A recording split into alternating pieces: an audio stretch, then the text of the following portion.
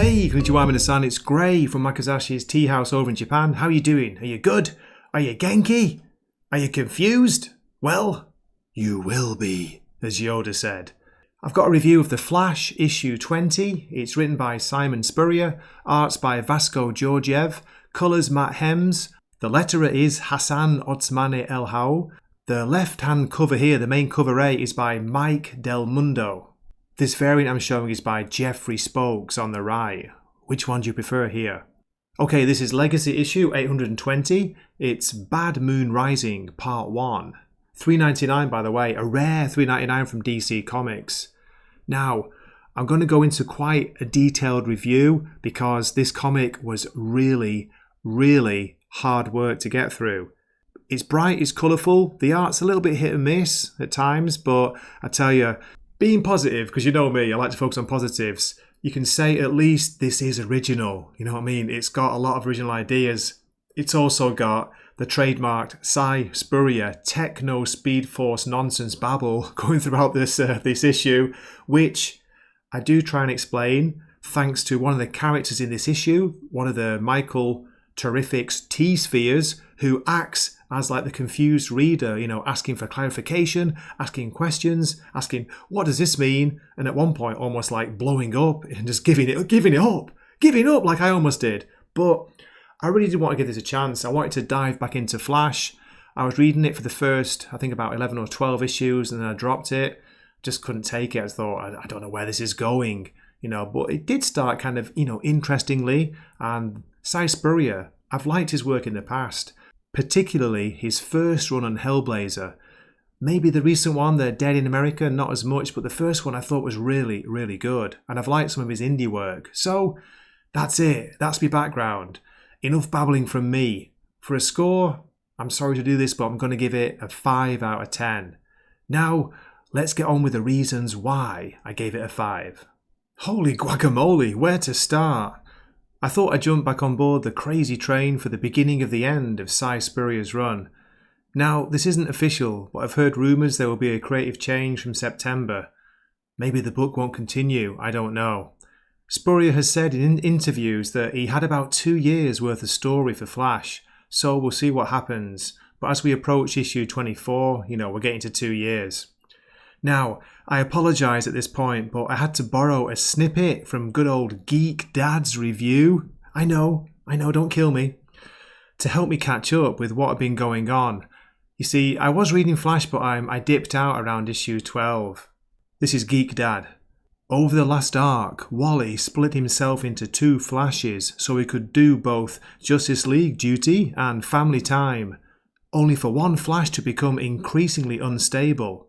That led to Eclipso returning, consuming Speed Force dog Foxy and becoming a cosmic entity. Did you get that? Okay, on to this issue. We open with one of Mr. Terrific's T-Spheres approaching the moon. It's having a dialogue with somebody there, probably one of the Wally Wests, but it could be Mr. Spoon. Button Moon, anyone? No? Okay. Wally is asking if the Justice League is coming to help because there's a war on the moon and it's been raging for years. The T-Sphere replies, it's been only 15 hours since this current situation developed. Apparently this is because of time dilation due to super speed. Stay with me here, okay? The T-Sphere arrives above the war-torn surface of the moon and meets one of the Wally Wests. They proceed to HQ and the sphere asks how many Flashes there are in this war. Around 7,000, but we don't go by Flash as it gets confusing. Call me F8-3-1459. Okay. Then F8 tells the T-Sphere to go and talk to the Splitter, as FA only got sharded a few hours ago. AR. There might be fresh intel. Look, I know, don't kill me. I'm quoting the dialogue directly from the comic. This will give you an idea of the Techno-Speed-Babble to be found throughout the story. At this point, the T-Sphere starts explaining things to us, like the word sharded. That's Flash's new power, right? Like divergent timelines, but all held in one universe. The sphere then asks if all the Flashes are copies or the original. F8 Flash replies, 2 things can be true. Welcome And then we finally meet the real Wally, or one of them anyway, who's dressed in a black Flash costume with no mask. He looks wrecked. Wally tells F8 Flash to go find General Garrick. So, we have the T-Sphere acting as the confused reader, asking for confirmation or for the meanings of the many Techno-Babble terms. I'm reminded of Harrison Ford famously telling George Lucas that you can type this shit but you can't say it. But here I am saying it. Who's the more foolish, the fool or the fool who follows him? Okay, that's enough Star Wars. Back to the issue. And by the way, I'm only up to page 4 at this point. I can't continue the summary at this level of detail because I fear for my sanity and yours. Like how come a ghost from space keeps chicken and ham around? You're right. Wally leads the T-Sphere through a room of wounded Flashes and we hear one saying, "Radwave's back, cooked us before we could Newton out." Then we meet Inspector Pilgrim in what appears to be the control room. There's a 3D image of what looks like the Death Star. "Behold the war for the moon," says Inspector Pilgrim. "That's no moon. It's a space station." Sorry, couldn't help it. I did it again, I know. Pilgrim theorizes that the enemy is using Godspeed's powers and that they're trying to steal the moon. Who is this enemy? Asks the T-Sphere. It's the Heliophage, or what you get when Eclipso eats my damn dog. What? Replies the T-Sphere. And me. And most of the readers at this point. I don't know anything. Next, we get an all too brief interlude where Jay, or is it Jai, Linda, Iris and Wade appear and ask when Wally is going to avenge Foxy, their dog. Then they're gone and we're back on the battlefield. The shields drop and the Terrible Two arrive. It's Avery Ho and Wallace West. Why are they here? Here's one of the Flashes with an explanation. Are you ready for this? Okay. They figured they could make disruptive phase forms, like bouncing vibrations off each other so they spike, like a cluster bomb made of angry space-time.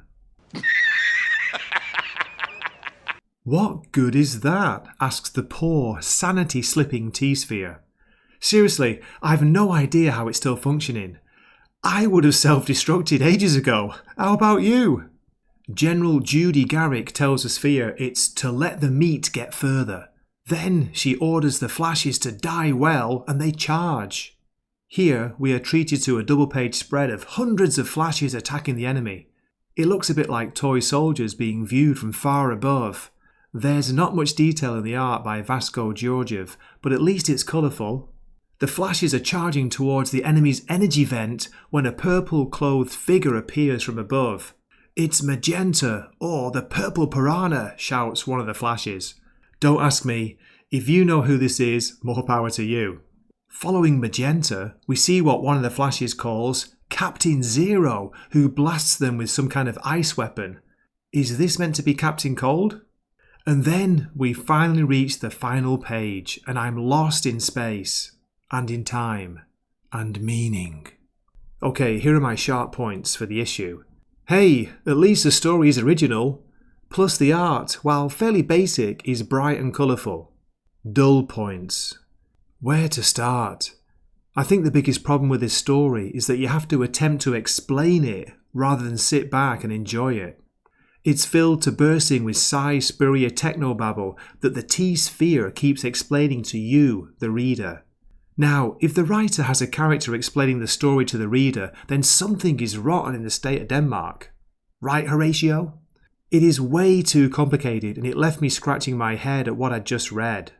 The characters almost all have the same voice, and some of them appear randomly and briefly for what feels like the sake of filling story space. Hey, maybe it will all make sense at the end, but I doubt it. My final thoughts. I'm sorry, but this issue was a chore to get through. I felt like I'd been set a homework assignment to research and work on instead of a superhero comic book story to read and enjoy. The art is hit and miss throughout. Unfortunately, for me, mostly miss. The figure work and the backgrounds lack detail, but the colours look good. As a positive, it's inventive and original, but I don't see this heading anywhere exciting enough to continue with, or making sense. But hey, what sense? And don't forget, I'm a dummy. Whew, are you still here? Are you still sane? I don't know if I am, but anyway, thanks so much for listening or watching this far. I really appreciate it. Let's have a look at 2 more variants. The one on the left is by Leslie Lee, and the one on the right is Danny Earls. Not really sure about those 2. Maybe the Danny Earls one's pretty cool. What do you think?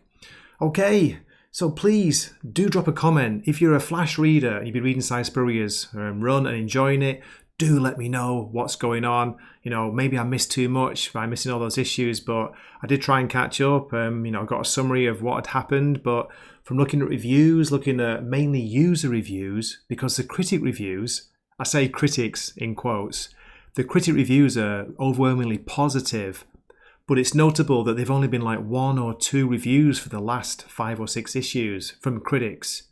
Users, there've been more reviews, but like the average, you know, the weighted score, it's coming out between a 5 point something or a 6 point something. Sometimes it gets over a 7. So, you know, not exactly amazing, but not terrible, kind of in the middle. So as I say, do let me know what you think, why you like it if you do, why you love it, why I'm so stupid I can't understand it.